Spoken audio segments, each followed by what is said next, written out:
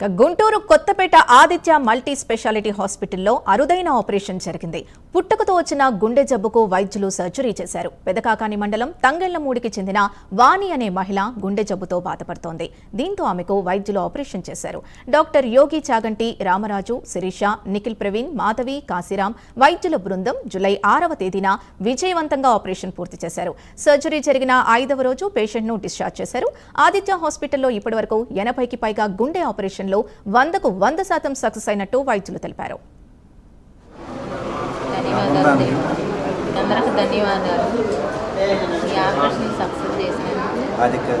Aditya hospital సిబ్బంది యోగి sir ధన్యవాదాలు.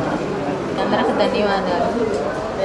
ఈ ఆపరేషన్ సక్సెస్ గా వర్క్ చేస్తున్నాను ఆదిత్య మల్టీ స్పెషాలిటీ హాస్పిటల్లో and I'm one of the managing director of this hospital. చాలా సంతోషంగా ఉందండి.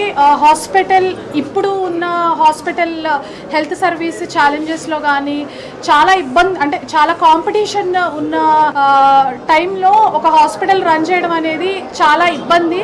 అలాగే మేనేజ్మెంట్కి కూడా ఒక కేసు వస్తే దాన్ని ఎట్లా డీల్ చేయాలి, ఇలాంటి రేర్ కేసెస్ వస్తే మేము భరించగలుగుతామా, ఒకవేళ కేసు సక్సెస్ అయితే ఓకే, ఇట్లా ప్రెస్ మీట్ పెట్టి మేము కూడా చాలా హ్యాపీ ఫీల్ అవుతాము షేర్ చేసుకోవడానికి.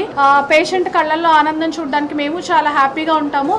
అదే ఒక కేసు ఏదన్నా ఫెయిల్యూర్ అయితే దానికి తీసుకోగలిగిన ఛాలెంజెస్ కానీ దానికి తీసుకోగలిగిన కాంపిటీషన్ ఉన్న ఈ టైంలో మేము చాలా రిస్కులు చేస్తున్నామండి ఆదిత్య హాస్పిటల్లో.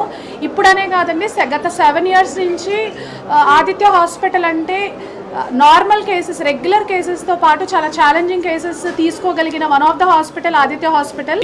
నమస్కారం. మళ్ళీ చాలా తక్కువ సమయంలోనే మనం అందరం కలుసుకున్నందుకు చాలా హ్యాపీగా ఉంది.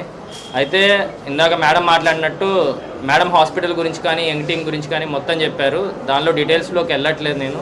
మా దగ్గర ఉన్నదంతా యంగ్ టీమ్. మన యోగి డాక్టర్ గారు, మన నిఖిల్ ఓన్లీ కార్డియాలజీ గురించే మాట్లాడతాను.